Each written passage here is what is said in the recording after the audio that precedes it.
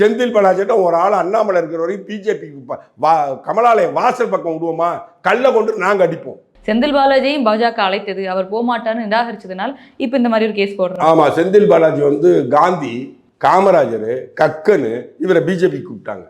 அந்த வேலையை செஞ்சுட்டு இருக்கிறது நீங்க தானே.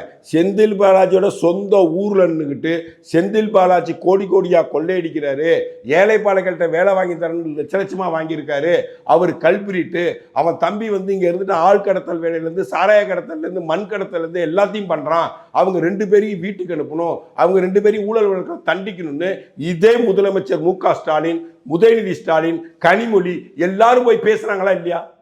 அவங்களை கட்சியில சேர்த்துக்கிட்டது அவன், அவங்களுக்கு 2 போர்ட்போலியோ கொடுத்தது அவன். உடனே மணிஷ் சிசோடியா பிஜேபி கூப்பிட்டாங்க, ஆதாரம் இருக்கா? செந்தில் பாலாஜியை கூப்பிட்டாங்க, ஆதாரம் இருக்கா?